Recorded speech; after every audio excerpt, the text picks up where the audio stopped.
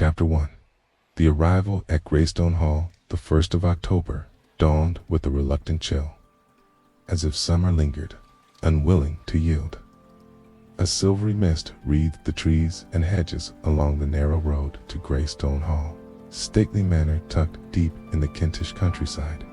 Its high gables, ivy-clad stone, and iron gates whispered of old wealth, strained elegance, and a stubborn grip on the past. Captain Arthur Hastings sat beside Monsieur Hercule Poirot in a motor cart driven by a curt young man from the local inn. Hastings, ever Poirot's loyal chronicler, gazed at the gravel drive winding through the estate's pristine grounds. "Beautiful place," he said, adjusting his hat. "Very proper, very English." Poirot smoothed a wrinkle from his immaculate trousers, offering a small nod. "Oui, Hastings. And yet, in such beautiful places, ugliness often hides." Hastings raised an eyebrow. "You suspect something already?" Poirot's eyes twinkled. "I never suspect without evidence. But consider, mon ami, why does one receive a bold-lettered invitation to a family gathering, only to find the sender is dead?" The car crunched to a halt before Greystone Hall's grand entrance. A butler, stiff as his starched collar, opened the door and bowed. "Monsieur Poirot, Captain Hastings, welcome to Greystone," Percy Poirot replied, stepping out with ageless grace, adjusting his hat as he surveyed the manor's ancient facade. The front door swung open, revealing Lady Eugenia Arlingham, Key, the matriarch, tall and severe, her hair pulled into a bun like carved marble. She descended the steps with ceremonial precision. "Monsieur Poirot, thank you for coming," she said, her voice dry and clipped. Poirot bowed. "You honor me, madame." Hastings sensed warmth was not in Lady Eugenia's repertoire. She gestured them inside without a smile, leading them through a great hall lined with ancestral portraits and the faint scent of rosewood polish. In the drawing room, a small group awaited, their faces a study in tension. Poirot's gaze moved methodically. Edwin Arlingham, the son, intense and spectacled, his glasses perched precariously. Clara Montfort, his sister, pale in elaborate mourning attire, her black lace gloves trembling. Colonel Geoffrey Montfort, Clara's husband, military in bearing, suspicious in gaze. And, in a corner, Miss Ivy Lee, Lady Eugenia's young companion, dark-haired, composed, faintly amused. After formal introductions, Lady Eugenia spoke. "You may wonder why I've summoned you, Monsieur Poirot. I shall be blunt. My niece, Lillian Clara's younger sister, was found dead 3 days ago, drowned in the lake behind the estate. The coroner called it accidental." She paused, her eyes like steel. "I do not believe it was." Silence fell, heavy as a curtain. Poirot raised an eyebrow. "May I ask what leads you to this conclusion, madame?" Lady Eugenia's mouth thinned. Lillian was terrified of water. She wouldn't go near the lake, even as a child. Clara Montfort gave a strangled gasp. "Mama, please." "She was found in her mourning dress," Eugenia continued, ignoring her, "the one she wore to her father's funeral. Why wear that for a lakeside stroll?" Poirot folded his arms. "And the police dismissed it," she said coldly. "Said she tripped, but I know better." Poirot glanced toward the window, where the garden path glimmered faintly through the curtain. "And Lillian, was she in good spirits?" Edwin Arlingham spoke reluctantly. "Troubled. She'd quarreled with Clara days before, about family matters." Poirot nodded. "Family matters, always the most delicate." Colonel Montfort bristled. If this is to be an interrogation, Poirot silenced him with a polite gesture. "Nan, monsieur, merely a search for the truth." His eyes gleamed, already weaving the threads of a mystery that lay hidden in Greystone Hall's shadowed corners. Not yet. He turned back to Lady Eugenia. Would it be possible to see the Lake Putov, of course? She said, her eyes steady bond. Then, perhaps afterwards. I might see Theron, where Mademoiselle Lillian last slept. Pua turned to Hastings with a satisfied smile. Let us begin, mon ami. I believe we have stepped into a house where grief is but the surface of deeper troubles, and so it was that Hercule, famed detective of Belgium, took his first steps into the heart of the morning dress affair and into a casita, would test not only his intellect, but the deepest understanding of human sorrow. Chapter. To the lady in black, the morning mist had given way to a pale reluctant sun, casting a watery light across the estate as Hercule Poirot and Captain Hastings followed. A gravel path that led from the rear of Greystone's Hall toward the lake. The air held a hint of dampness, and the garden's usual serenity unsettled, as though it too grieved with questions, yet unanswered. Lake elliptical and glass still reflected the clouds above with an eerie precision. At its far edge, a weeping willow leaned forward like a mourner at a grave. It was there beneath its long, sorrowful boughs that Lillian Arlingham's body had been found clad in her mourning dress, her hair spread. Light chink in the water. Poirot stood quietly at the bank, his eyes scanning the area not for a spectacle, but for story. She was found here, he asked, his voice quite directed to Miss Ivy Lee, who had accompanied them under Lady Eugenia's direction. Yes, Ivy replied, her tone carefully neutral. By the gardener. Just after dawn, she was floating. Hastings shifted uneasily. It does seem odd, doesn't it, wearing black lace to walk by Lake Poirot, crouch, examining the stones near the water's edge. Indeed, Hastings won. Dresses for mourning, not for drowning. He pointed to a slightly distant patch of soil. See here. Uneven footsteps, one set in one. Set out. Yet these shoes, were they muddy? Ivy blinked. I don't know. I believe they were removed. Bore. She was taken. Poirot rose, brushing invisible dust from his knees. A detail the police might overlook, but it tells me she did not intend to die. Here no woman walks barefoot through the garden in a morning dress without cause. They turned back toward the house, and Ivy's voice softened. She was fragile. That's what everyone says. But I knew Lillian. She wasn't weak. She had a spine of steel when she wanted to. Pooh glanced at Kay, her sharply. You were close. Closer than the rest the family had. Their dramas, the arguments, the expectations. Lillian tried to please them all in the process. Pleased no one. And what of you, mademoiselle? Did you and she quarrel? No. Ivy hesitated. But I did warn her about the secrets. She kept secrets. Boo TV said no more. Her eyes flickered toward the manor, and she fell slumped back inside. Poirot requested to be shown Lillian's bedroom. Clara unfolded them up the main staircase, her fingers twisting the end of a black handkerchief. And still, just as she left it, she said, pushing open the door. The room was neat, almost obsessively so. Everything had its place. A small writing desk, a vanity with a pearl-handled brush, and a wardrobe whose doors hung slightly ajar. The bed was untouched since study. After Lillian's death, Poirot stepped inside, and immediately his sharp gaze scanned the room's symmetry. He walked to the desk where an envelope sat in the corner, sealed but unaddressed. Do you mean? He asked Clara, who simply nodded. He examined the envelope without opening it. This is not posted, nor is Agatha curious. Clara's voice trembled. I don't know what it is. I couldn't bring myself to read it. The Pooh laid it gently aside and turned to the wardrobe. Inside hung a row of garments in muted colors, save one striking exception, a vivid red evening gown.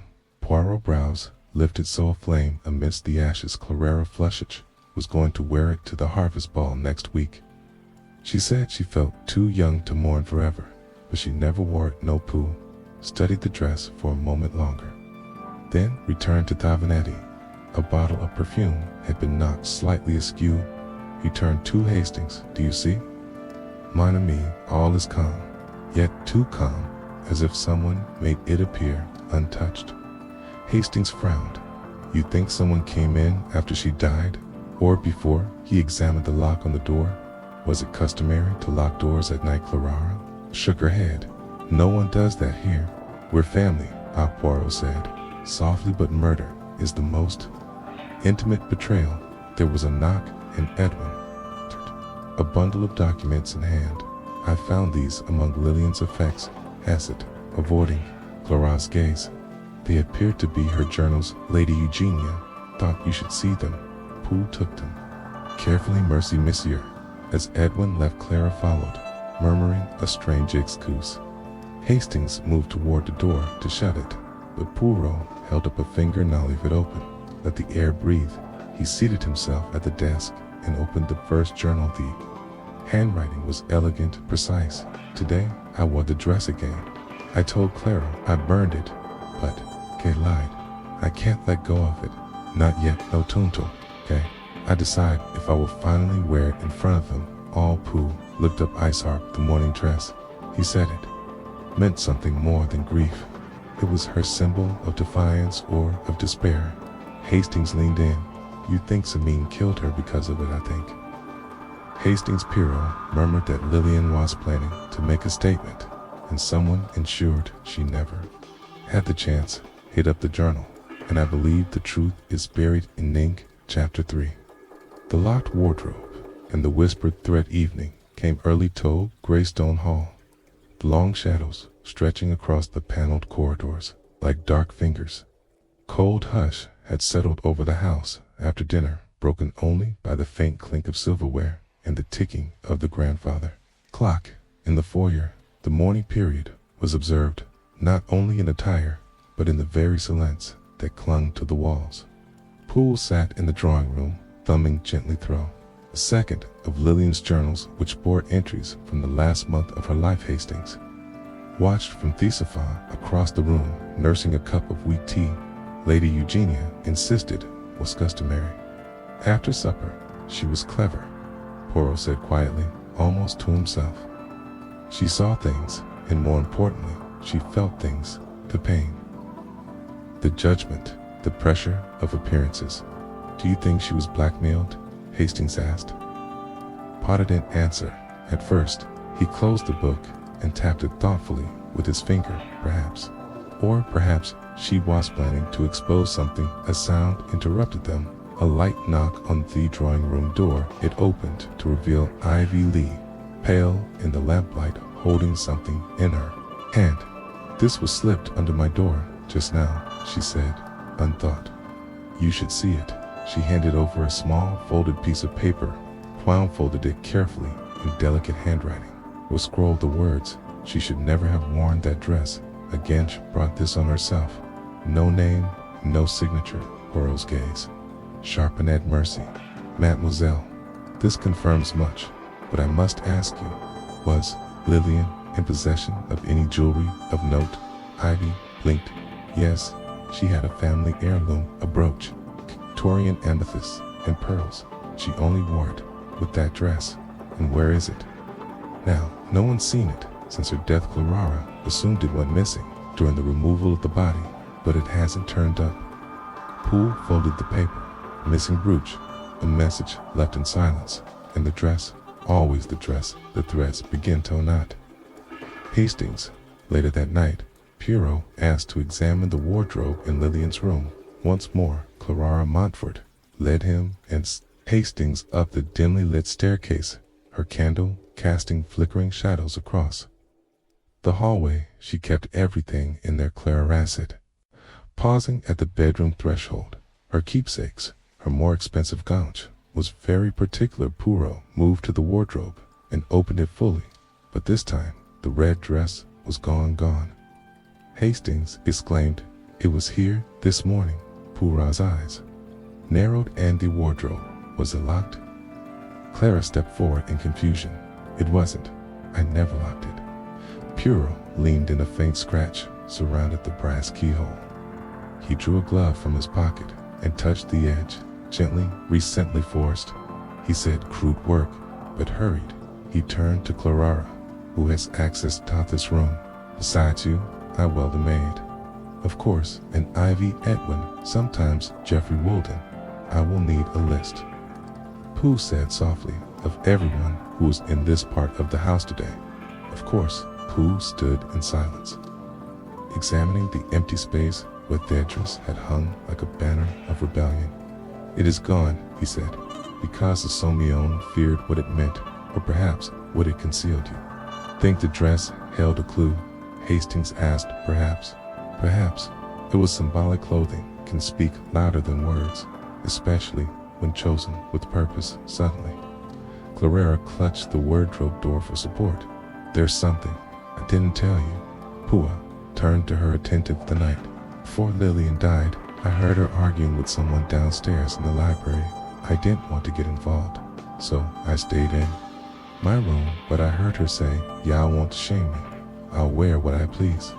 And then the door slammed." "Who was she speaking to?" Pooh asked. "I don't know, but it wasn't Ivy. It was a man's voice. You think it might have been Edwin." The next morning, Pooh paid a visit to Mr. Edwin Ellingham. In the study, the room was lined with floor, tasseling shelves stuffed with volumes that smelled old leather and dust. Edwin sat behind the desk, his face pale and composed. "Marlingham Poirot began, you were close to your cousin." "Lillian, no." Edwin hesitated. "As close as family can be in this house." "You saw her the night before her death?" He met Pooh's gaze. "Yes, we spoke in the library." "Spoke or argued?" Edwin testified. "We disagreed. She was threatening to disgrace the family. She wanted to announce something at the harvest ball, something personal." "May I ask what?" Edwin hesitated, and for a moment, Poirot thought he would lie, but headed. Not she was going to say that she was engaged to someone outside the family circle, a man none of us approved of. She knew it would humiliate Mother. That's why she insisted on wearing theater dress to make a scene.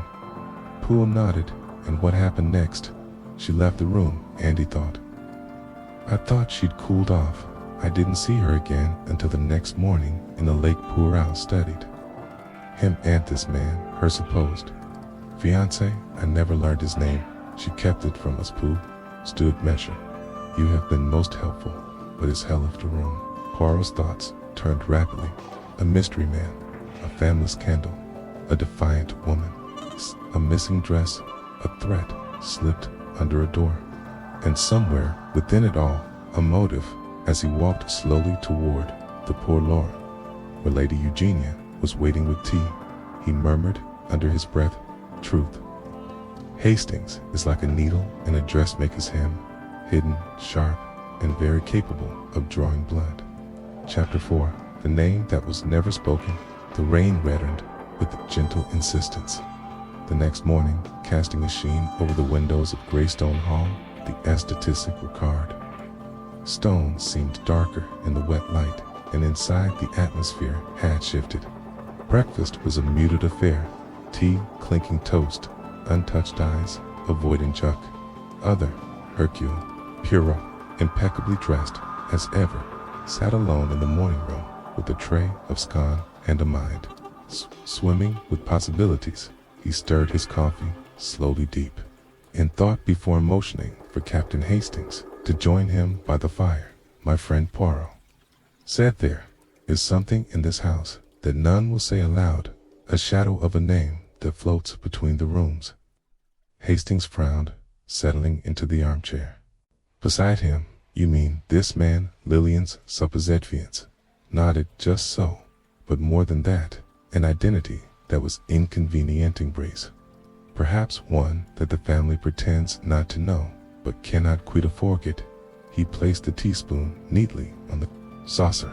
"I intend to ask the one person who might tell me the truth." Later that morning, Poirot requested a private audience with Miss Ivy Lee, the quiet companion whose eyes always seemed meant to be watching more than she let on. They sat in a small parlor overlooking the garden, the windows fogged with condensation, The scent of lavender clinged to the air.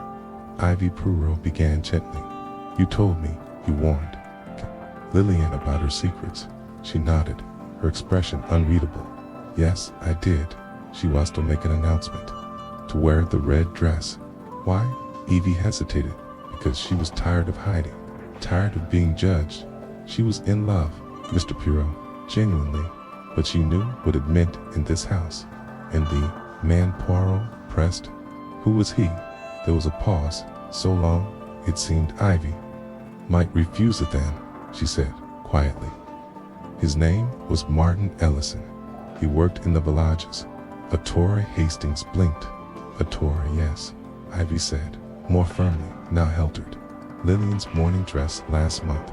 She said he understood her better than anyone in her family. She used to sneak down to the village just to see him. Poirot's eyes narrowed, and Lady Eugenia, she would have been furious, she expected.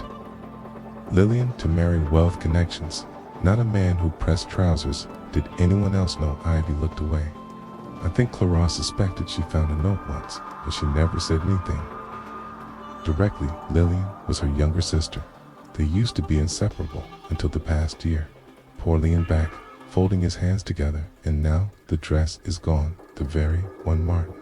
Altered Ivy nodded again. That's why I was so frightened last night. When I found that note under my door, I think someone in this house knew or found out, and they were furious. Poirot rose, slowly his face. Grave Ivy, he said softly. This man, Martin Ellison. Do you know where Hayes? Now, she hesitated. He hasn't been at his shop for 2 days.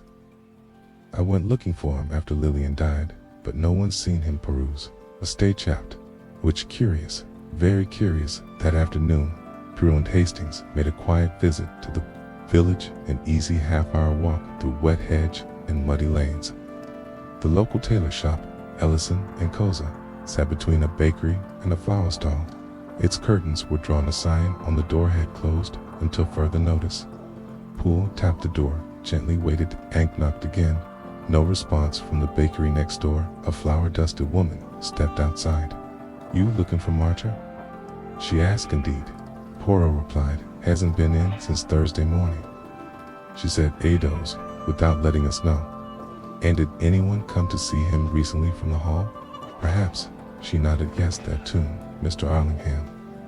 Edwin popped in not long before the shop shut. Look, none. 2 police. Poirot exchanged a glance with Hastings. Mercy, Madame, as they turned away. Hastings whispered, You think Edwin threatened him? Poole nodded. I do not know Manami, but I think Martin Ellison was silenced, and not by accident. Upon returning to Greystone, they were met at the door by the butler. Face drawn, sir, he said, in a low tone. To Poirot, a note was left in your room unmarked. Poole took the envelope carefully. The paper was thin, the handwriting unfamiliar. If you value the truth, do not mention the Torah game. She is dead. Let her rest. Poirot smiled grimly. So Hastings said, We're being watched. Hastings looked alarmed. Do you think you're in danger? I think, Poirot said calmly, someone is afraid, and fear, mon ami, is always the beginning of truth. He turned toward the stairs. I must speak to Lady Eugenia for. I believe she knows exactly who Martin Ellison is, and why the very mention of his name has everyone so afraid. Chapter 5. The garden at midnight. The clock in the main hall chimed at midnight, its deep toll reverberating through the still corridors of Greystone. The house, long since retired to Icambers, now stood under a blanket of silence, save for the soft patter of renegades to windows and the occasional groan of ancient floorboards settling into sleep. But Hercule was not sleeping, nor was Captain Hastings, who stood beside him in the upper gallery. Both men, cloaked in dark overcoats, listening. You're certain about these Hastings? Whispered. Poirot's eyes were sharp focused. Yes, mon ami. Someone has been returning to the garden at night. Twice now. The muddy prints near the lake have been fresh, never older than 24 hours, and tonight I intend to meet them. They descended the servants' stairs. silent as shadows, Pooh pausing at every creak, every whisper of sound. At the rear of the manor, they exited through a side door and stepped into the night air. The grounds, slick from rain, shimmered under a ghostly moonlight that broke through ragged clouds. They passed under the trellised archway and walked down toward the lake. A figure was already there, half bent. Beneath, through weeping willow, stood Clara Emprit, her arms wrapped tightly around herself, her black shawl wet with dew. She didn't turn at their approach, though she must have heard them. I knew someone would. "Come," she said softly. "I just didn't know." Poirot stepped forward. "It is late." Madame Carrara turned, her face pale. Ours looked older than they had the day before. "I used to come here with Lillian's," whispered. "We throw stones and pretend they were wishes. This place, it was hers. And now I come to listen," Clara said, "to remember Poirot." "Watched her. You're hiding something, madam." She looked away. "You wouldn't understand." He stepped closer. "Try me." There was a long silence there. Clara finally said, "I lied to you about the night she died. I did come downstairs after I heard the door slam." Poirot said nothing. She wasn't alone. I saw her, standing by the window in the drawing room, and she was crying. The man had already gone. "Did you see who it was?" Clara hesitated. "No," but she kept saying his name under her breath over and over like a prayer. Poirot leaned in. "What name?" Her lips trembled. "Martha." The name hung in the air like a secret spoken too late. Poirot's face remained still. "And what did you do?" "He went back to bed," she said, ashamed. "I was afraid. I didn't want to be caught. In want to know what it meant." She paused, then added, "But I saw some thingles." Pooh raised an eyebrow. She was holding something, a small parcel wrapped in tissue. "I think it was the brooch, the family heirloom. I think she was going to return it." "Return it? To whom?" "I don't know." Was silent for a moment. Then, schedulingly, "Did she ever speak to you about her intentions, about what she was planning to reveal?" Clara looked down. She said she had written a letter that she was going to read it aloud at the harvest ball. She said people would never look at Lady Eugenia. The same again. Poirot's brow furrowed. "A letter." Clara nodded. "But no one has found it." Poirot turned toward the house, deep in thought. Back in the warmth of the parlor, Poirot wiped the moisture from his coat as Hastings poured 2 small glasses of brandy. "She lied to us," Hastings said, handing one to Poirot. "Hey, and now she has admitted it. That is progress. You believe her?" "Now I believe she is afraid, and when one is afraid, cannot lie." "Very well." Poirot sipped his drink, then stared into the fire. She heard Lillian saying Martin's name that confirms the identity, and she saw the brooch that confirms motive. Hastings nodded slowly. "So someone in the house knew about Lillian's plan and stopped her." Pooh did not answer immediately. He walked to the bookshelf and examined a row of worn, dusty volumes. Lillian was planning to reveal some Athinga truth that would bring shame to Lady Eugenia. Something old, something buried. Pulled one of the books from the shelf, a leather-bound volume titled Arlingham, A Family History, Old Secrets. "Hastings," he murmured, "do not vanish. They are only folded into silence." He flipped out the section on marriages and heirs and paused. "What is it?" Hastings asked. Poirot turned a book to show him an entry from 1892. A Lady Eugenia, then unmarried, had a sister named Beatrice Arlingham. Beatrix's name was followed by a simple note, "Deceased."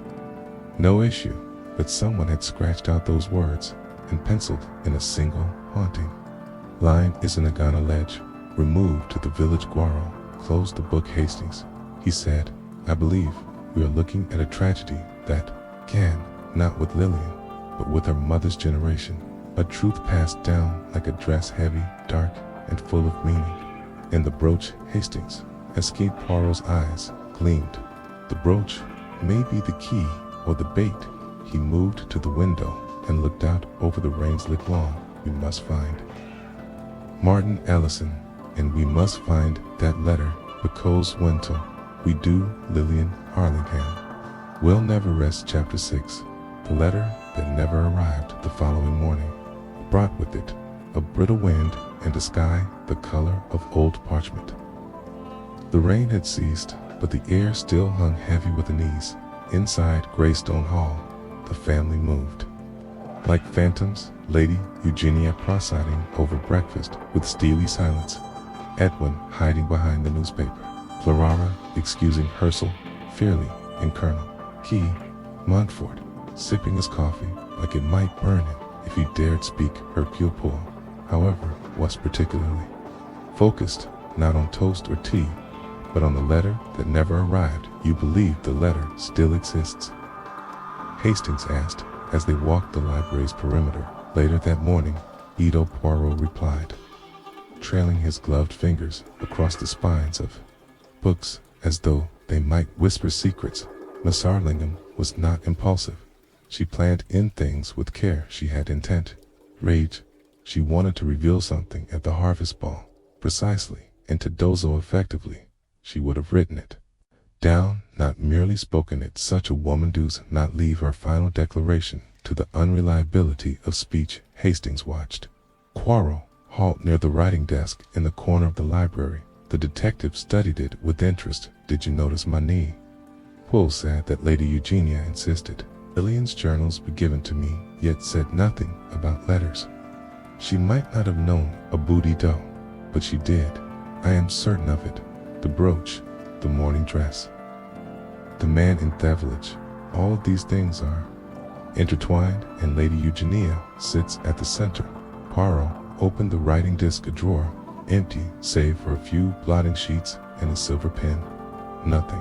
Hastings asked. Poirot smiled faintly. On the contrary, he held the poem of the blotting papers. To the light, a ghostly reverse imprint of handwriting was faint, but visible. He turned it slightly and began to read. Cannot live in silence anymore. The name must be known. The bloodline is not as pure as you have claimed. I will. The rest was syllable, smudged beyond recognition. It is a copy, Poirot said. A draft. Lillian must have written the final version elsewhere. Where would she hide it? That, Poirot said, is what I intend to find out that afternoon. Poirot requested to see Lady Eugenia.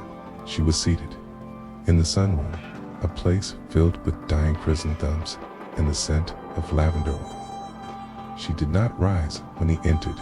You were here about Lillian's letter? She said coldly before he could speak. Pooh gave a respectful nod.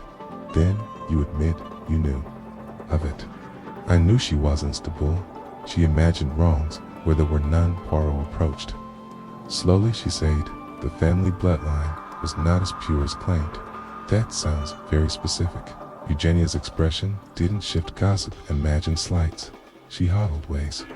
Been prone to dramatics, and yet you summoned me here. Lady Eugenia, you do not believe she drowned by accident, nor by choice. So, if not by her own hand woes, there was a pause. The fire in the sunroom crackled softly. Lillian, Eugenia said, finally was the child of a delicate union, my late husband's niece. Yes, but the mother, my sister-in-law, was a woman of poor judgment. She disgraced herself. Sounds. Long ago, with a man from the village. Poirot eyes narrowed. The tour. No, Eugenia said quickly. That is another matter entirely. I meant Lillian's mother, the disgrace of our family. She bore occult in secret. That child was Lillian. We raised her as one of our own, but she was never truly Arlingham. She always knew, somehow. Poirot said nothing. Eugenia leaned back in her chair. And now you understand? That is why I wished to Caserio Pond, because if she was murdered, it was because someone was afraid she would expose this, and that must not be allowed. Poirot bowed slightly. Mercy, madam, you have been most helpful. As he turned to leave, her voice called after him. You won't find the letter. It's already gone. Poirot didn't turn around. Weshel, see, that evening, Poirot stood again in Lillian's bedroom. The light from this single lamp casting soft shadows. Along the walls, Hastings watched as he moved methodically through the room, checking behind paintings, beneath the mattress, even under the drawers. Then, at the writing desk, Poirot paused. He opened the small side compartment and reached the pinto the back. From within, he withdrew a thin envelope sealed in wax mandore. "Huh," he whispered, "it exists."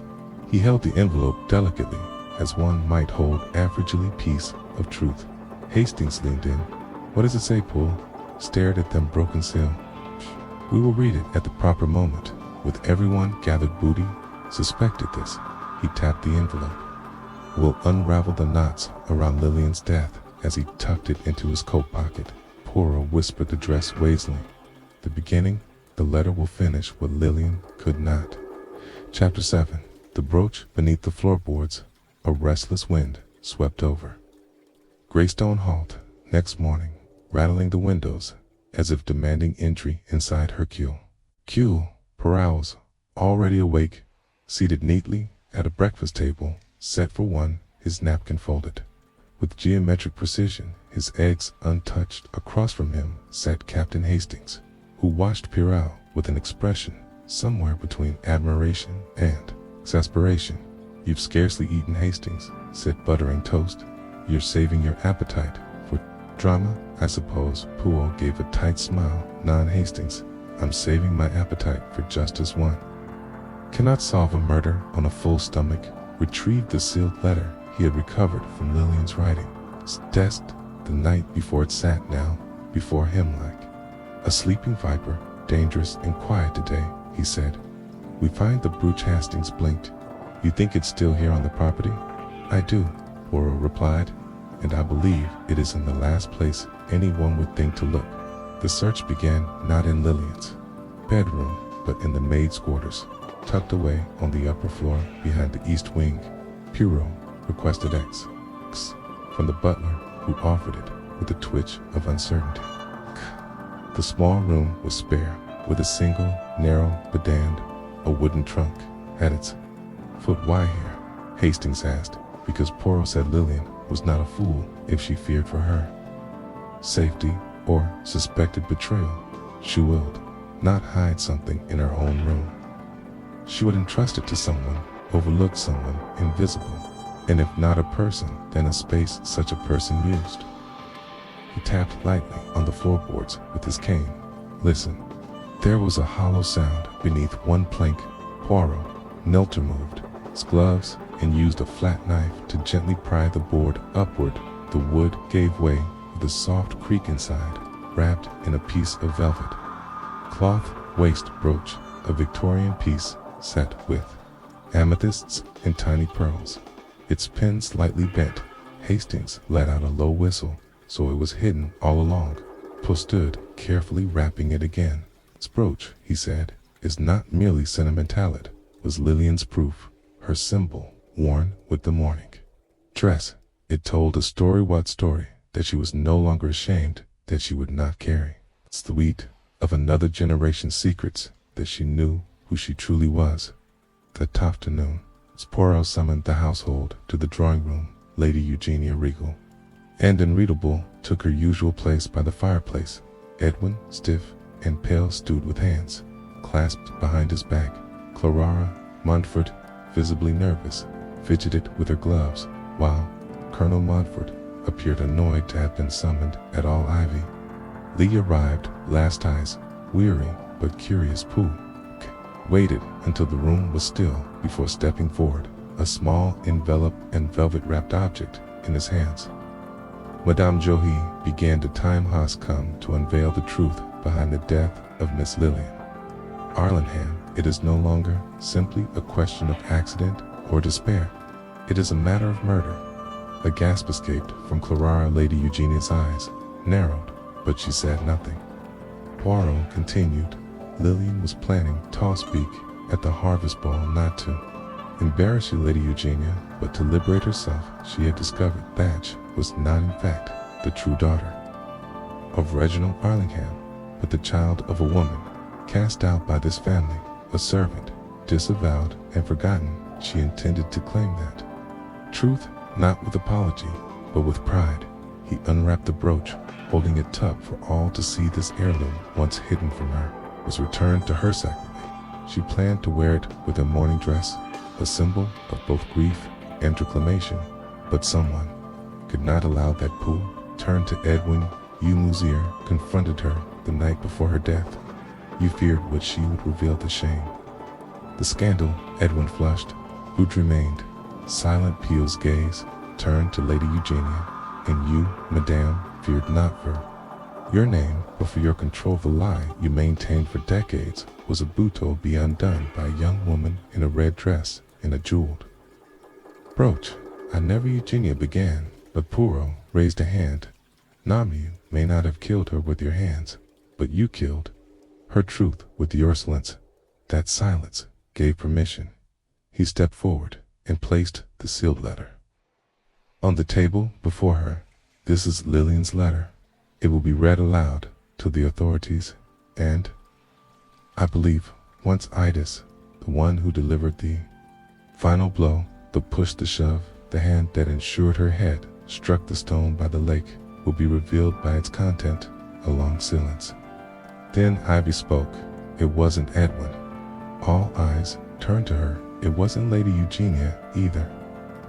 She said softly, it was Colonel Montfort. Clara gasped. The colonel's face went white. You're mad, he snapped. She slipped and fell. That's what the police said. No, Ivy said. You followed her after the argument. You said you were going for a walk, but I saw you. I saw you with her by the lake hand when she tried to walk away. You shoved her? I did no such thing, Poirot stepped it. We and them. The bruises on her arms were never explained, nor the angle off the fall. You were afraid she'd expose your affair, weren't you? Clara turned, shocked. What affair? Poole nodded with Lillian, quiet, private, and built upon manipulation. But, she said, no, she was no longer afraid of you, so you silenced her. You made it look like a stumble, and definitely, too, eager to avoid scandal, looked the other wake alone on Montfort's hands. Trembled. Poole folded the velvet cloth.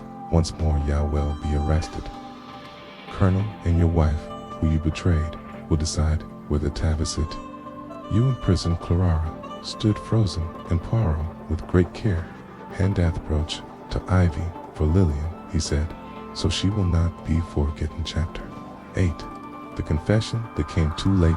The aftermath of Colonel Geoffrey Montfort's accusation fell upon Greystone Hall like a lean curtain. The drawing room emptied slowly after Poirot's reveal, with family members scattering, some in silence, some in shock. Clara Montfort remained rooted in place, unable to comprehend the depth of betrayal from the man she had untrusted implicitly. Outside police from the nearby town had arrived, summoned discreetly by Poirot in advance. They took Colonel Montfort to custody.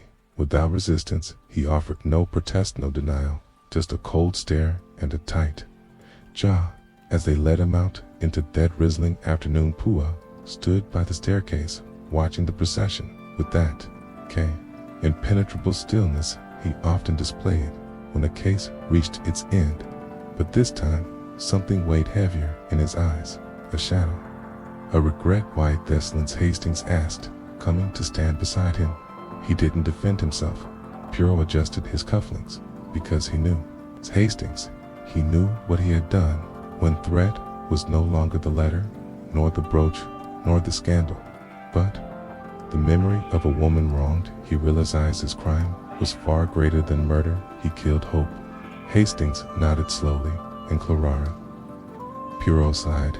She will not speak tonight, perhaps not for some time, but evening had one last twist to deliver.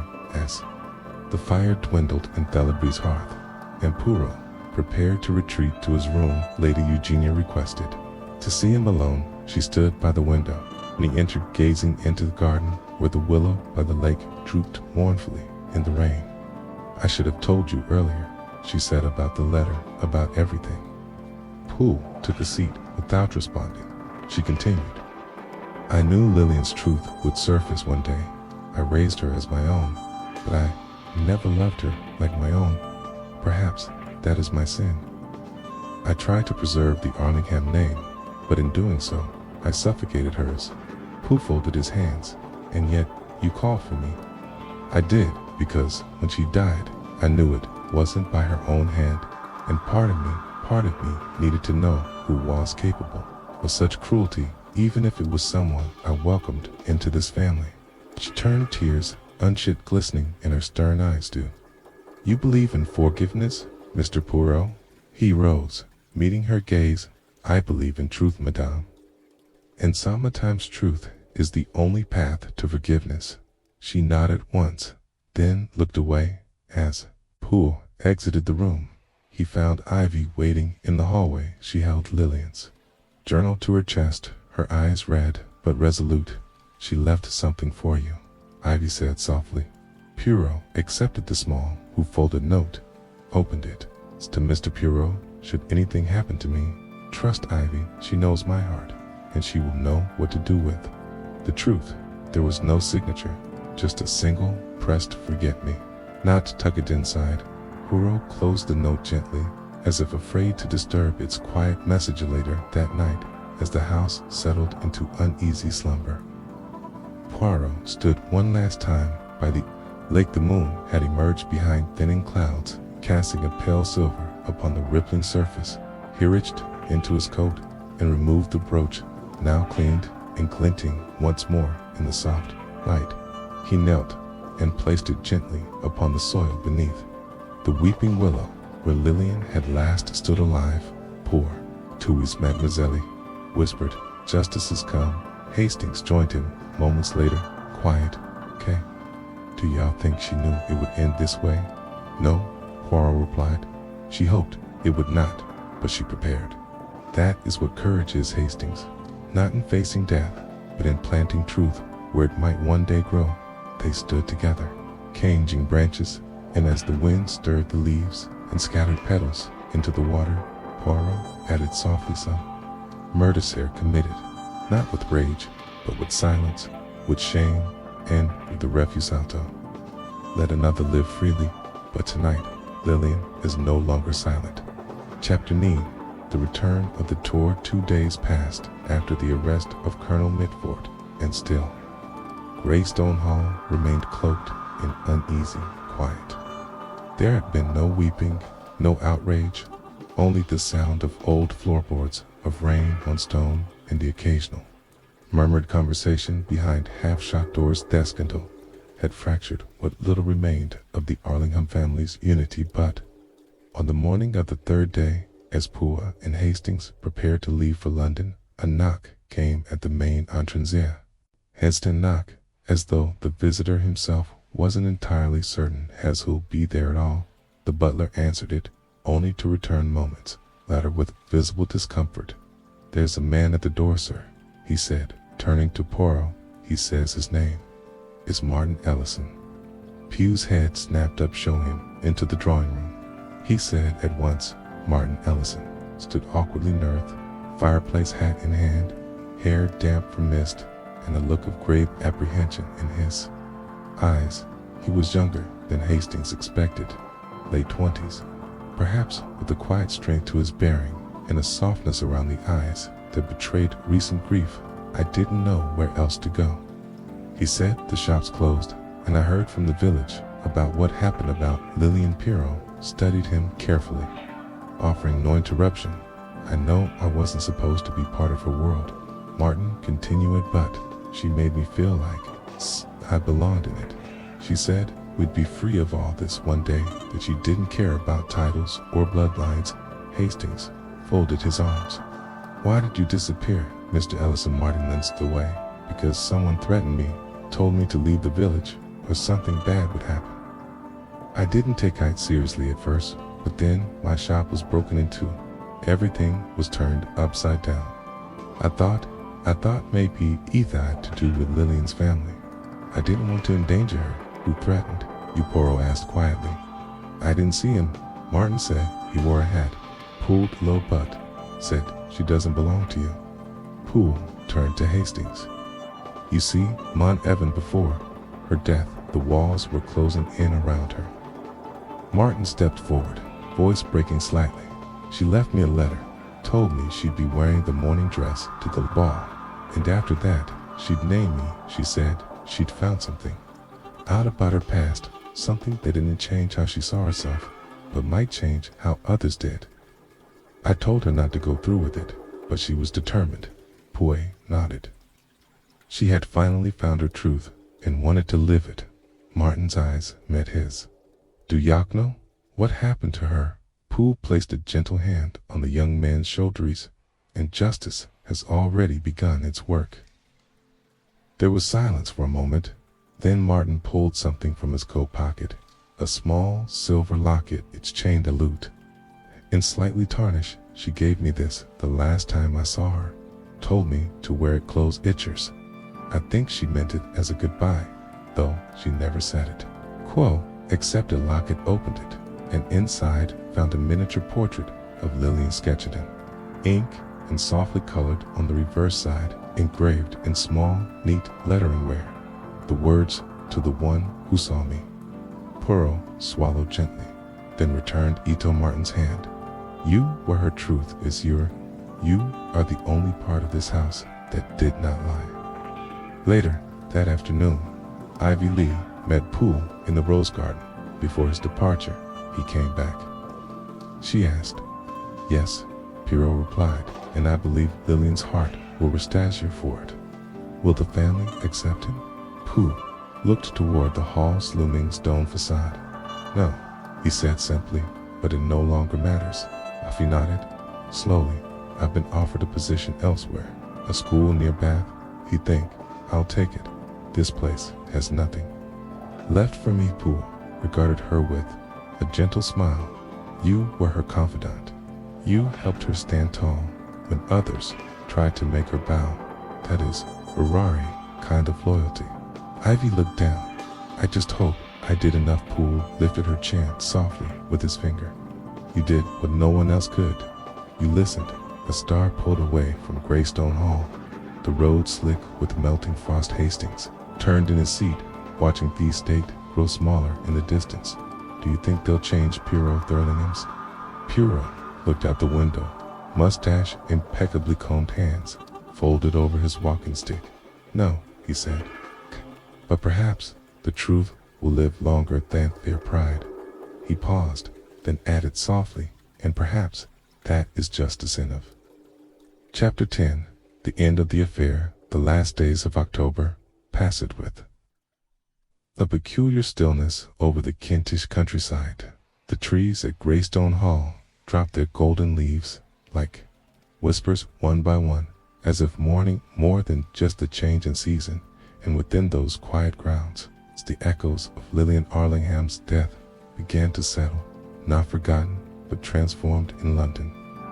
Some weeks later, Hercule Poirot sat in his apartment at Whitehaven Mansions, polishing dice over ahead of his cane and humming an operatic aria under his breath.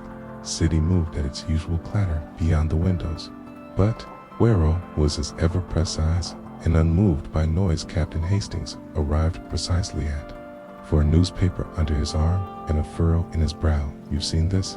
You take it? He asked, tossing the Kent Courier onto the table. A Poole nodded. Worthy Arlingham family has announced the closing of the hall for a period of reflection. Lady Eugenia has retired to her sister's estate in Scotland. Clara has filed for separation from her husband, or rather, her former husband, Colonel Montfort Hastings, muttered, serving a 10-year sentence for manslaughter. Justice, Poirot said, often Arabs, not with a trumpet but with a sigh. He reached for a small envelope beside the tea tray and, speaking of justice, received a letter this morning. Hastings raised an eyebrow. From whom?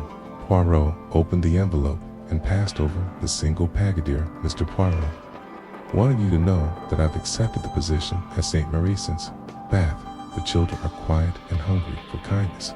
Something I understand far more. No, Martin and I have kept in touch. He's reopening his shop in a new village somewhere. They've never heard of the Arlinghams. He wears the locket every day, and I wear the memory of Lillian like a shield. Thank you for listening. when it mattered most to yours. In gratitude, Ivy Lee Hastings. Handed the letter back, uncharacteristically silent Hugh. Think they'll be all right? He asked. At last Poirot folded the letter precisely. They will grieve, and they will rebuild unlike Arlinghams, who built on deception. Ivy and Martin have built on truth. Even the smallest house, if built on truth, can weather any storm. That weekend, Pierrot Medion's final journey to Kent.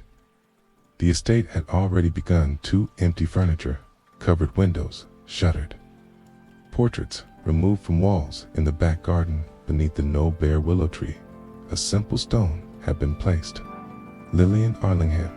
She dressed in mourning, but lived in defiance. 1899-1934. Poirot stood before it alone. From the inside pocket of his coat, he drew a fresh forget.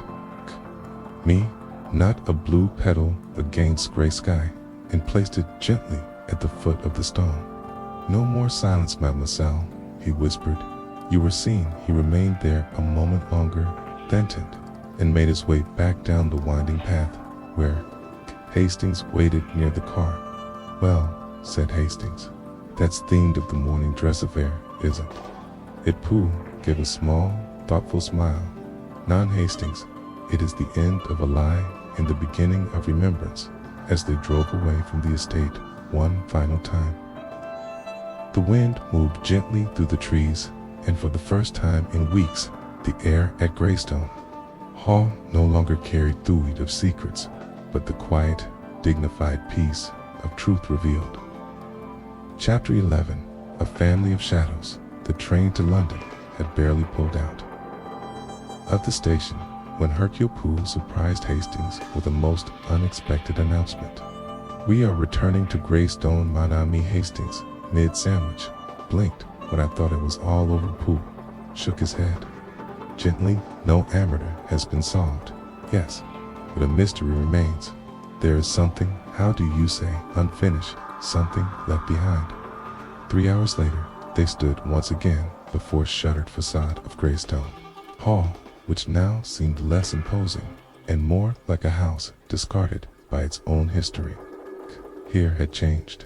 The tension had thinned, but Pugh's little gray sail shed not ceased.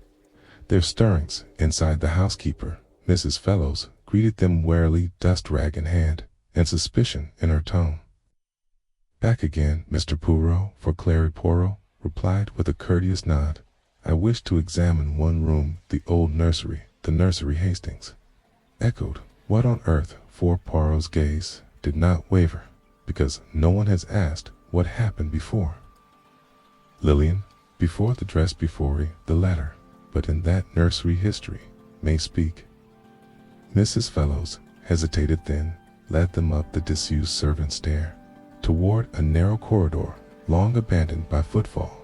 The nursery stood at its far end, a faded blue door, with a broken lock, dust lingering like fog within. Cool entered slowly. It was a room frozen in time, a child's dollhouse, one shutter broken, a rocking horse, its main threadbare wallpaper of moons and stars spilling from damp walls. Poirot walked in silence to the tile cupboard in the corner. Its door warped, but intact. He opened it, revealing nothing but a cracked tea set and a small lace-trimmed blanket, embroidered with the initials B.A. B-Toch Surlingham. Tyrell, murmured the discarded sister, the woman whose child, Lillian, had been raised under another's name. Poirot's hand hovered over a loose floor tile in the corner of the cupboard. He knelt, pried it up gently, and beneath it, wrapped in linen, was a faded journal. In the drawing room, Poirot sat beside the fire as he read the aged book. The handwriting was delicate, sometimes smudged, but unmistakably feminine. This aid, he was unworthy, a tourist apprentice, but I loved him, and I carried our daughter in shame. Kay, they said the child would bring ruin, but she brought me clarity. Eugenia said she would raise. Under her name, I had no choice. They locked me away for a time, said I was unstable, but I remember everything. I see her from the window. Sometimes Lillian, my daughter, she does not know me, but I know her. Poirot closed the journal with reverence. Hastings, he said, we have solved a murder, but only now do we understand the crime. Later that day, Poirot arranged Tommy Tivy Lee in the churchyard near the school in Bath where she now worked. He handed her the journal, carefully repent, sprawled to Lillian's mother, her true mother. It is not just a memory, it is an apology and a gift. Ivy clutched E tightly. What would you like me to do with it? Read it, Poirot said, then decide if Lillian would want it kept secret or shared. You were the only one we knew her as she wished to be known. She nodded, a tear trailing down her cheek. I'll keep it safe. Pooh gave a faint smile. The truth is safe with you. That night, back in London, Hastings poured the meat, a glass of port, and asked what had been gnawing at him all day. Poirot, why didn't Lady Eugenia mention Beatrix's journal? Surely she knew it existed. Poirot sipped then answered quietly. She knew, and she feared it. It's one thing to raise Uncle to hide a past. It is another to discover that the past was never truly hidden, only buried in the earth. Hastings does not forget. He stood and walked to the window, watching as fog crept through the streets of the city's Arlinghams will fade their titles, their portraits, their lineage, but Lillian, she will live on in the heart of a man who loved her, and in the words of a mother who refused to forget. Her head hurt, his eyes shining with calm certainty, and that mon ami is the only legacy that matters. Chapter 12, The Portrait. In the attic, a week after their second departure from Greystone Hall, Pooh received an envelope in the post. Their return address was unfamiliar, a solicitor's office in Canterbury. But the contents were unexpected. Inside was a short letter from Clara Montfort, written in a tidy, restrained hand. Mr. Poirot, I have vacated Greystone, all permanently. My solicitors are arranging for the distribution of certain personal items. Among them is a painting found in the attic, behind a false panel, one I do not recognize, but which bears a striking resemblance to Lillian. Perhaps you might find some insight in it. Clara Montfort. Beneath note was a photograph of the painting, a portrait of a young woman seated at a pianoforte, dressed not in finery, but in a simple muslin gown. The woman's eyes were unmistakably Lillian Howe. The face was rounder, the cheeks fuller, the smile more hesitant. It was not Lillian, it was Beatrice. Arlingham. Poole turned the photograph over and read the penciled inscription. Beatrice, 1898. Painted the summer before her fall.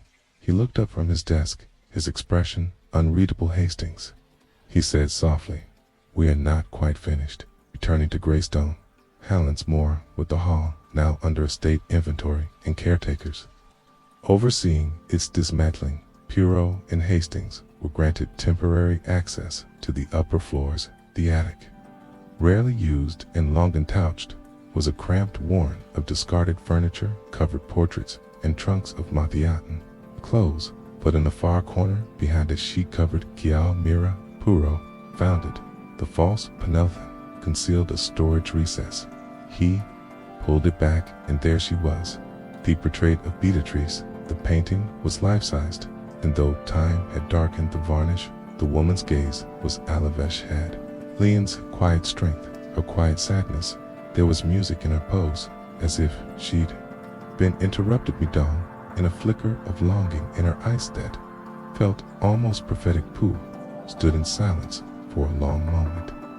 This painting was hidden, Hastings said quietly. Levelly, we. Poirot replied, because to see it was to remember the shame, the family shame. Beatrice was the Arlingham they could not frame in gold, so they locked her away in paint and in person. He looked closer. At the bottom corner, faint, almost invisible, were initials, Maine Ellison. Poirot said softly, of course, Zator painted this. No, Poirot said, smiling faintly. Zator's father did a portraitist once commissioned to paint Lady Eugenia. The affair Beatrice had was with him. Hastings looked stunned. Martin. Poirot nodded.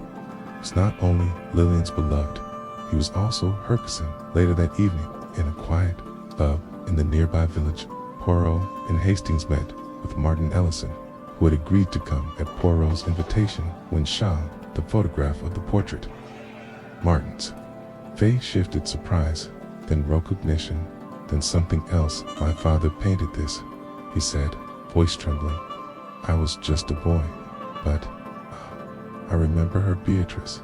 He never spoke her name, but sometimes I'd catch him staring at the canvas in the attic. I never understood why Poole placed a hand on his shoulder. "She loved him," he said, "and their daughter grew up never knowing." Martin nodded slowly. "Neither did I." Poirot removed the photograph and handed it to him. "This," he said, "is yours to keep. Perhaps it is time Simeon remembered her for who she truly was."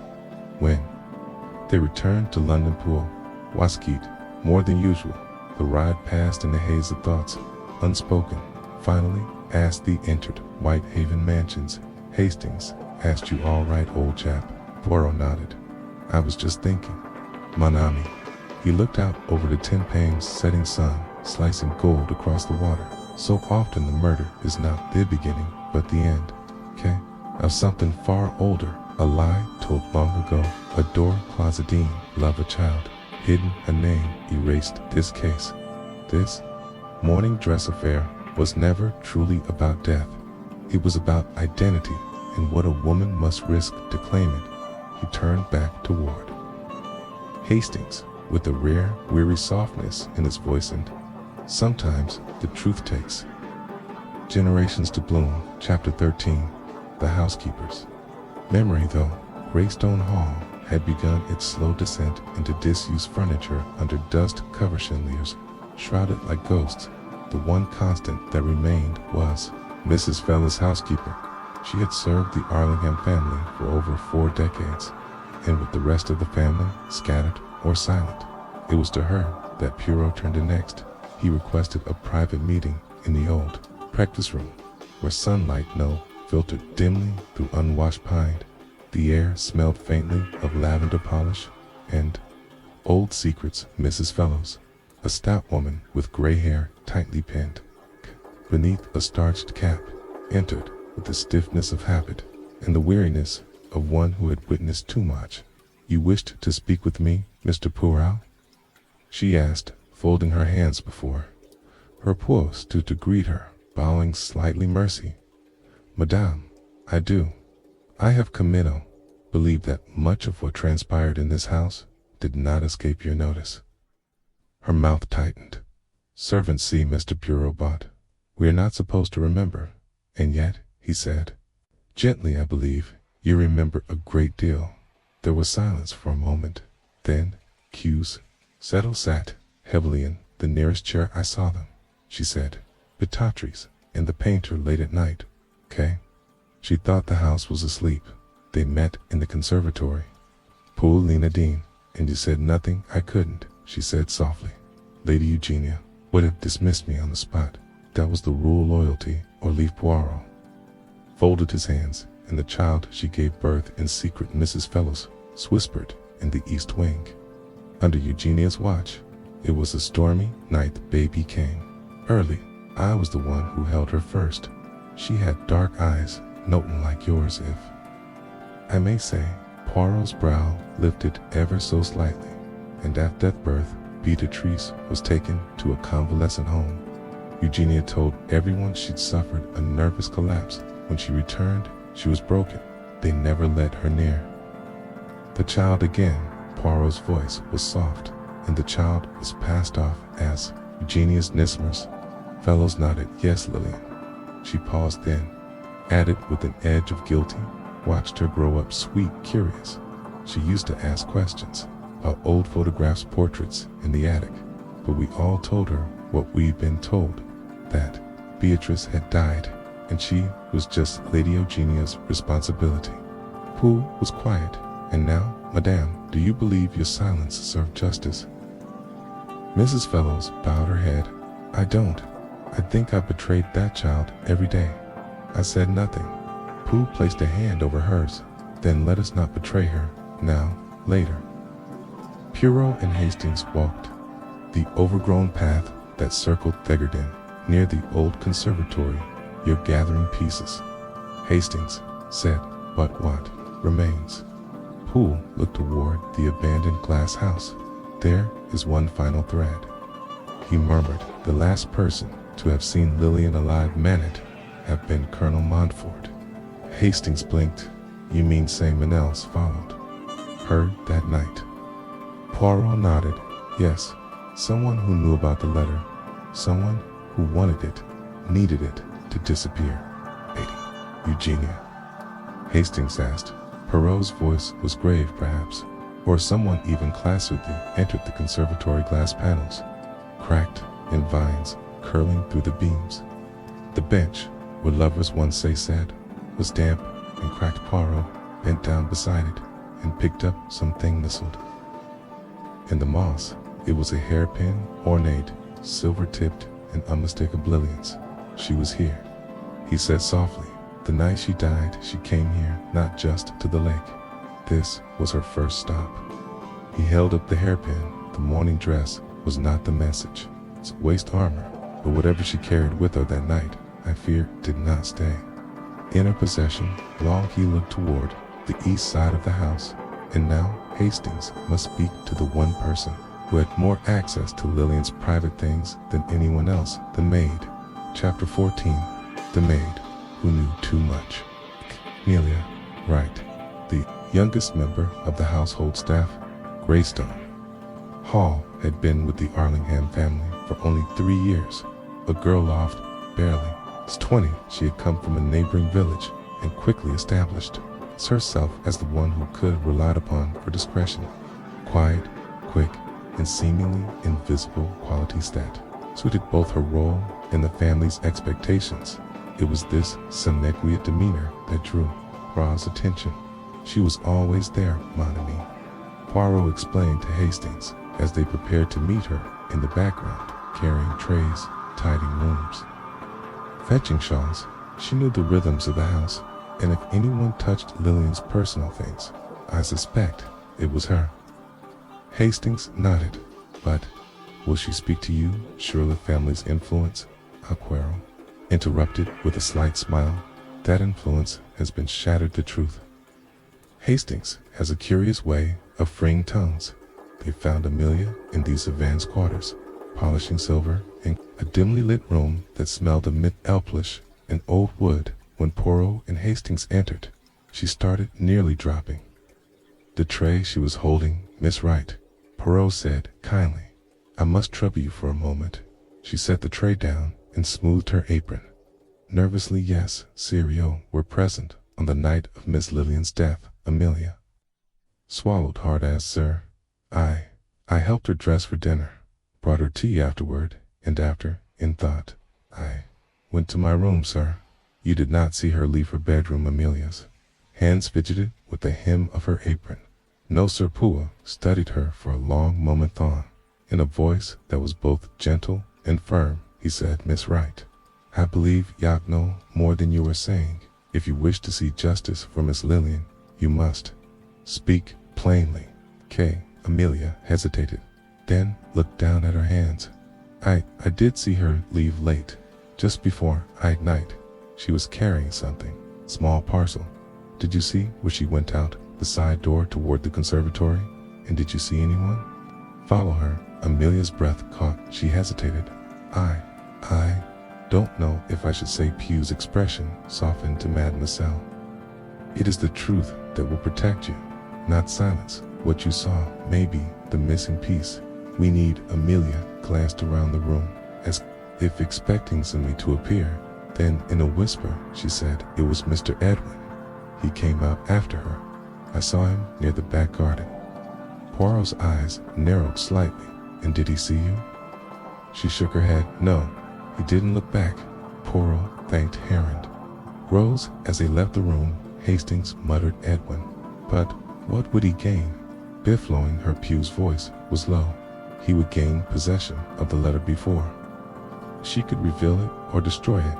Later that evening, Pugh requested that Edwin Arlingham meet him in the drawing room. The man arrived promptly, his expression guarded his movement.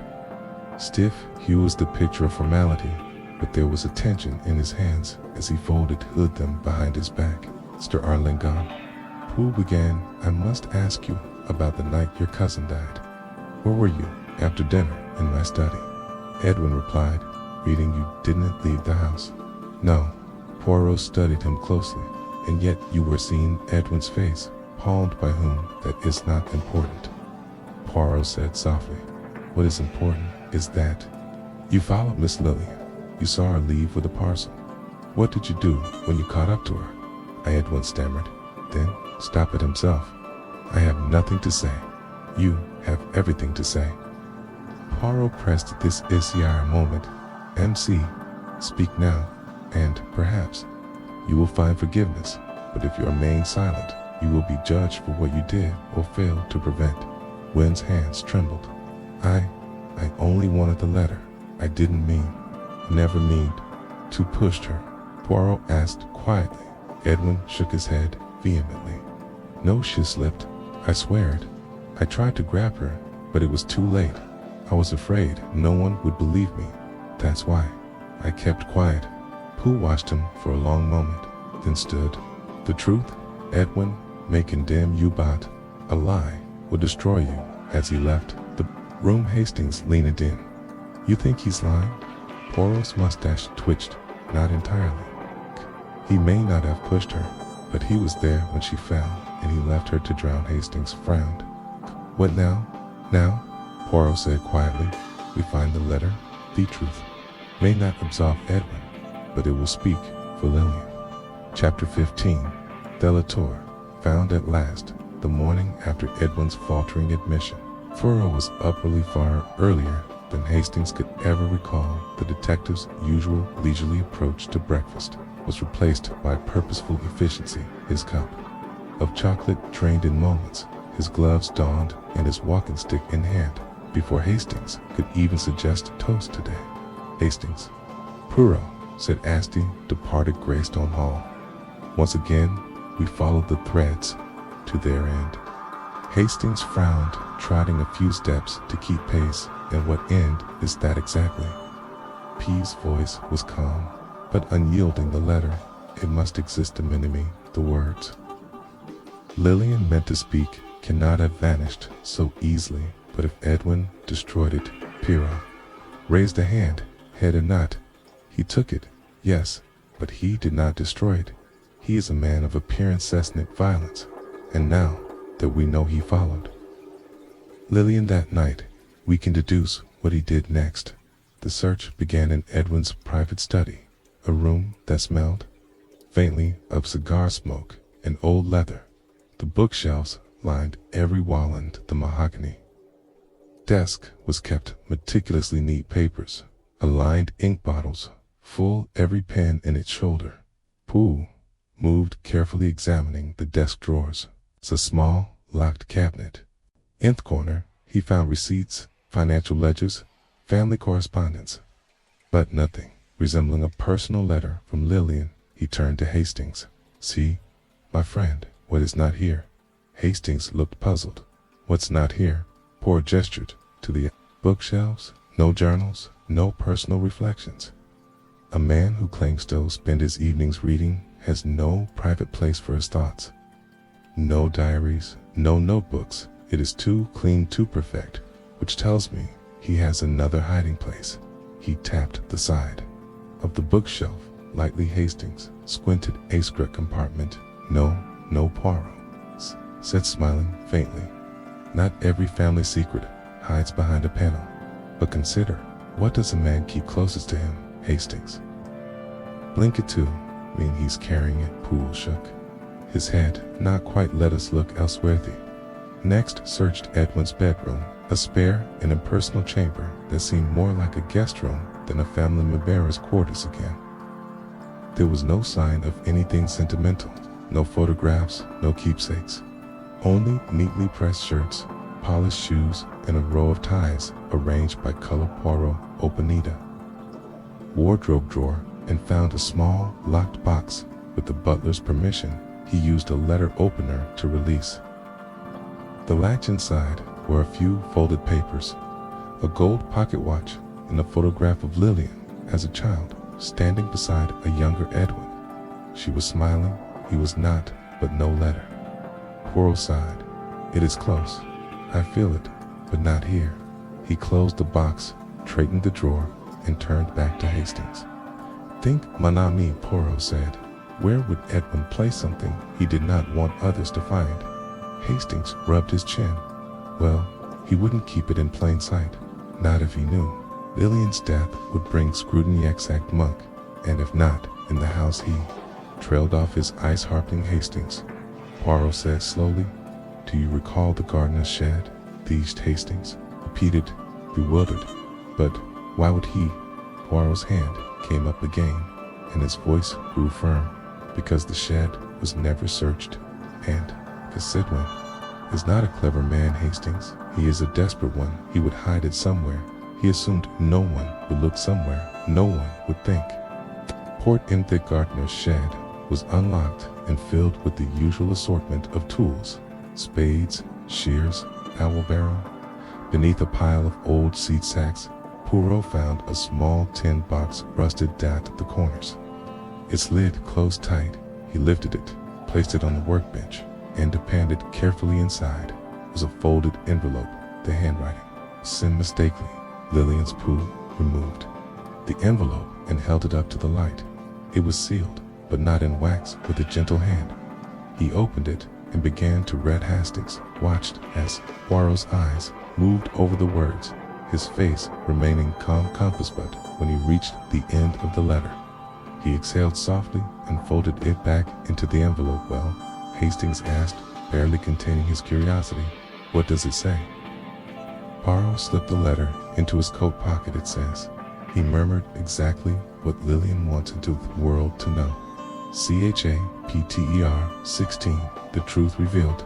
That evening, Poirot called the household together for what would be the final meeting in Greystone Hall's drawing room. The room had taken on a sepulchral quality: furniture, still draped curtains, heavy with dust, and only the faint hiss of a gas lamp to cut the silence. Lady Eugenia, Clara, Montfort, and Edwin Allingham sat uneasily, while Ivy Lee lingered near the doorway, her arms folded tightly. In Poirot's hand was the letter, though folded and unassuming, it seemed to radiate a presence far greater than its size. It was, after all's heart of the mystery I have in my possession.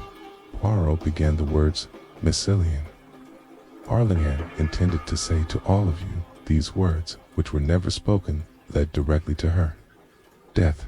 Edwin's hands twitched on the arm of his chair, and Eugenia's mouth thinned to a single, unbroken line. Clara looked pale but attentive, her gaze flickering nervously between Pooh and Edwin. Pooh unfolded Theodore carefully, as though it were a sacred text to my family. He read aloud, his voice calm and deliberate.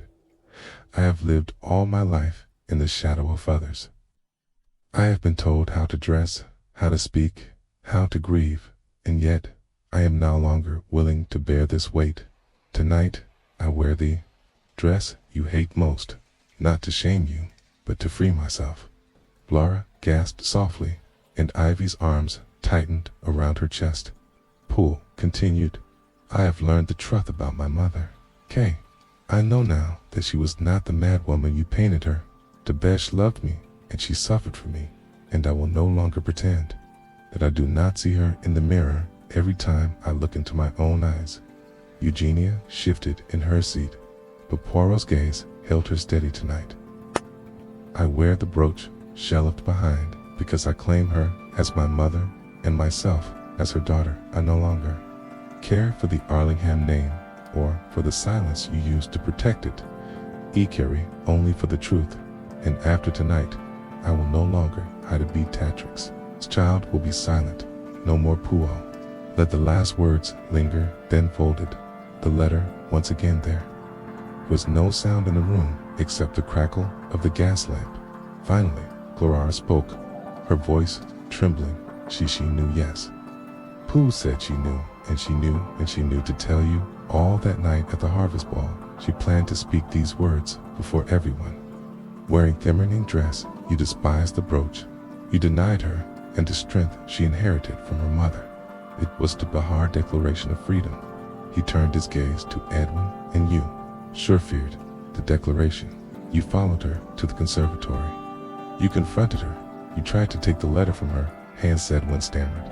I was only trying to stop her from making a fool of herself. I didn't mean to know, Poirot interrupted sharply. You did not mean talking to her, but in your desperation, you fought. You pulled at the letter. She renewed, followed her to the lake. Edwin looked stricken. She slipped. I didn't push her. I swear, perhaps you did not push her. Pooh said coldly, but you left her there. Monsieur, you left her to drown.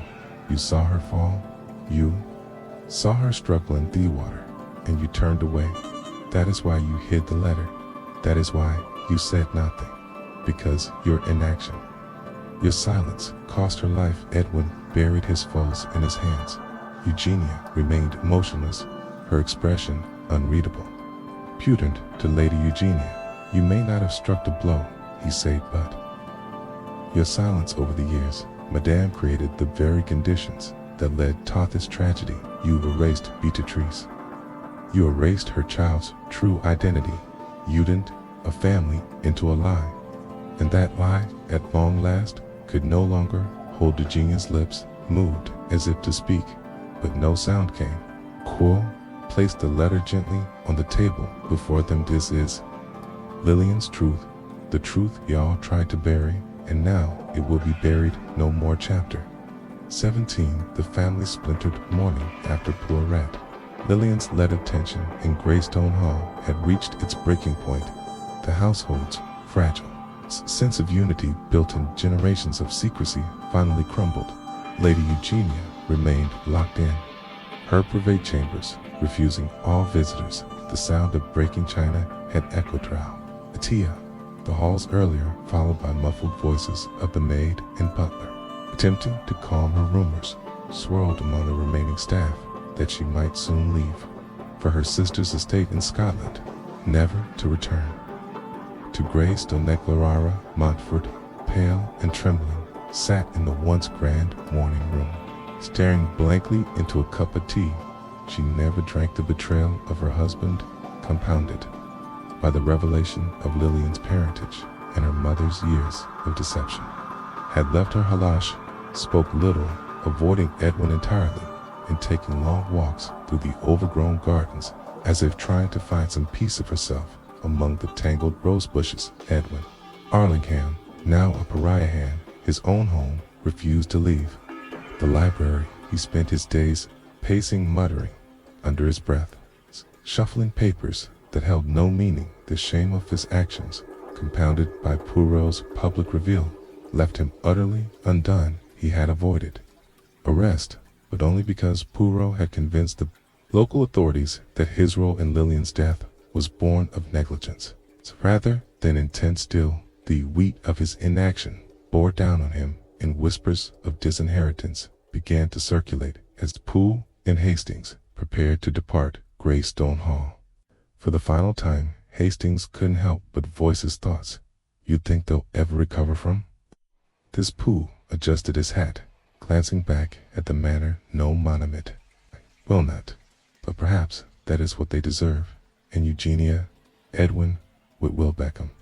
Of them, Poole sighed. Eugenia will fade into obscurity, clinging to what little dignity she has left.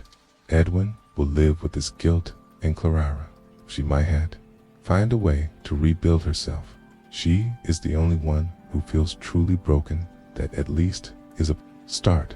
Hastings frowned. I thought guilt would be the worst punishment. Ah, Hastings, Poole said softly. Guilt can be escaped, but when a family splinters, when the lies that bound them dissolve, they are left with nothing but the shards of what was. That is a punishment no jail cell can rival. As they stepped into the waiting car, Poe turned for one last look at Greystone Hall. The sunlight caught the highest gable, reflecting off the windows like cold steel. The house was still standing, but it had already begun to crumble from within. Hastings watched Poirot in silence for a moment before asking, Was it worth it then? Exposing the truth. Poirot smiled faintly. Truth is never convenient, my enemy, but it is always necessary. Chapter 18. Ivy's farewell days turned into weeks in Greystone Hall, once a vibrant symbol of wealth and heritage, little more than a hollow monument to a family's collapse. The staff left gradually, and the house-long corridors echoed with emptiness. The grand estate that had been the Arlingham's pride now seemed to mourn its own fading legacy. Ivy Lee, however, chose not to linger with her position at Greystone. Dissolved, she accepted a teaching post at a small boarding school in Bath. It was a place where laughter still echoed through hallways, and the young students welcomed her kind smile and quiet encouragement. When Hercule Poirot visited her one afternoon at the school, he found her in the modest garden behind the main building. She was tending to a row of afros, as her hands gently coaxing the blooms into order. "You have found your place," Poirot said softly, watching her work. Ivy looked up, smiling faintly. "You think so? There's something peaceful about this nurturing new life." Retherthen, carrying the weight of old secrets, Pooh stepped closer, and the journal Theon that revealed Lillian's mother's story. "What did you decide?" "I read it," Ivy said. "Every word. I wept." "For what?" Beatrice endured, but in the end, I chose to keep it private. It's not that I want to hide the truth. I just think it's done enough damage. Lillian's gone, Beatrice's gone of tears. No one left to hurt or heal. Pooh nodded thoughtfully. "A wise decision, mademoiselle. You have given them peace. That is no small gift." Ivy set down her gardening shears and turned to face him. "And you, Mr. Poirot, do you feel at peace now?" "Nita, it's all over." Poirot smiled faintly. "Peace, perhaps, is too grand a word, but satisfaction. Yes, the truth was uncovered. Justice was done, and the living may find their own way forward." Ivy tilted her head.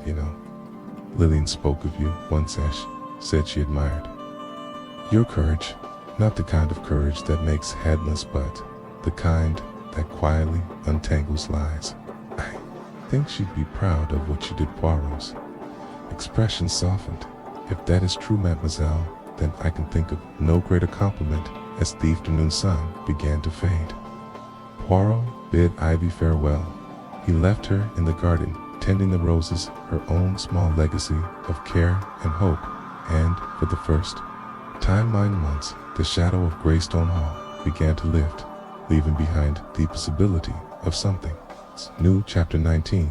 Edwin's decision. Edwin Arlingham remained at Greystone Hall, even as the house fell into disrepair and his legacy dissolved with his mother, Lady Eugenia, long gone to Scotland, and the staff dispersed. Edwin had become the hall's solitary occupant, a man trapped in the echoes of his family's former grandeur. 4 weeks after Poirot's revelations, Edwin rarely ventured beyond library. He spent his days pacing its length, pulling books from the shelving leaves to set them back, as if searching for answers in words that could never provide them. He avoided the drawing room, lake, and any place that carried the memory of Lillian's death. Then, one day, a letter arrived. It bore no return address, the familiar, neat handwriting of Ivy Lee. "Edwin, there is no undoing the past, but there is a way to face it. Lillian's truth. It's been spoken. It is time for you to decide what you will do with it. Not for her, she's gone, but for yourself." Ivy. Edwin stared at the letter for hours. Its simplicity gnawed at him more than any accusation or rebuke could have. For the first time, he saw the fork in the road clearly. Continue living in the ruins of his family's lies, or walk away the next morning. Edwin gathered what few possessions still mean something to him. He locked the library doors and descended the grand staircase for what he knew would be the last 10 minutes. He passed the drawing room. His steps slowed. The faint scent of lavender still lingered. The room's furniture now shrouded in ghostly covers. He placed his hand briefly on the doorframe, then walked on Edwin didn't leave the hall to disappear, but rather to rebuild he Movetto, a modest flat in Canterbury, and took a position at a local museum cataloging intelligence and handling archives. He spent his days quietly out of the public, slowly earning a reputation for his diligence and thoroughness. In time, Edwin became known, not for his family name, but for his knowledge. He lived simply carefully, and honestly, he never sought recognition, but those who knew him spoke of a man who seemed to have learned the value of truth. The hard way, he kept Ivy's letter in his desk drawer, pulling it out now and then when the weight of the past pressed too heavily on his shoulders. It reminded him of his decision not to erase the past, but to move forward in spite of it. The wind's path was solitary. It was one of quiet redemption. The shadow of Greystone Hall remained behind him, but it no longer defined him. Chapter 20, the final reflection. It had been many months since Hercule Poirot had left the shadow of Greystone Hall behind. The great detective, now back in his London apartment, found his days filled with smaller cases, missing heirlooms, even a case of suspected poisoning that turned out to be nothing more than a housemaid's overzealous use of cleaning chemicals. But the morning dress affair lingered in his thoughts one evening. As the lamplight glowed softly over his writing chair, Poirot pulled a small envelope from the locked drawer of his desk. Inside was the faded photograph of Beatrix Arlingham's portrait, the one painted by the man she had loved. The Manuel's legacy had woven its way into the tragedy of her daughter's death. Poirot turned the photograph over, reading once more the penciled inscription, Betrayer, 1898, painted the summer before her fall. He stared at it for a long moment before placing it carefully back in the envelope.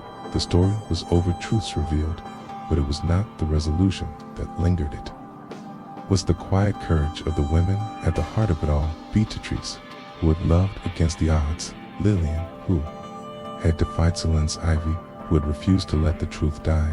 As Poole reflected, Captain Hastings returned from a stroll, carrying a fresh copy of the Times. He set it on the table, poured himself a glass of cherry, and looked over at his friend. Still thinking about Greystone, Poole?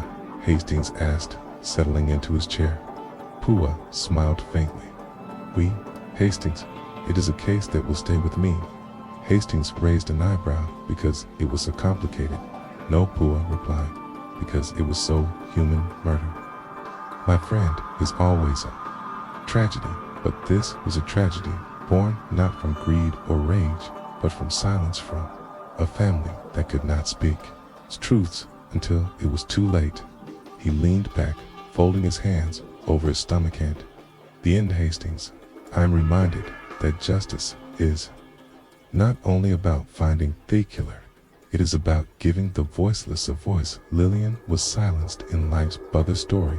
Her truth has been told, and that, mon ami, is the greatest justice of all. Hastings nodded, lifting his glass in a quiet toast to Lillian. Then, and Totruth, to truth, Poirot echoed softly, his eyes distant but at peace. And so the Mourning dress affair found its final resting place, not in a courtroom or a grand reveal, but in the simpler recognition that every voice, no matter how small or long buried, deserves to be heard.